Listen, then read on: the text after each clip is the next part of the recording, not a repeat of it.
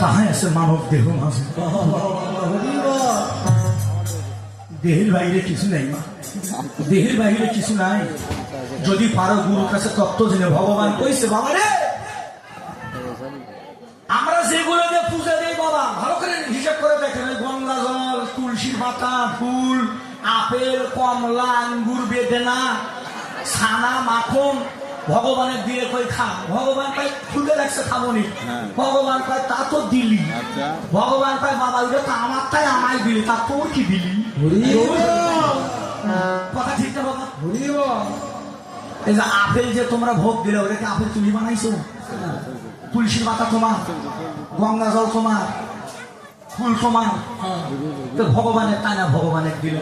ভগবান কি কইছে শুনে রাখেন, ভগবান বলছে এই তোর যাহা আছে তাহা দিয়ে আমায় সেবা দে।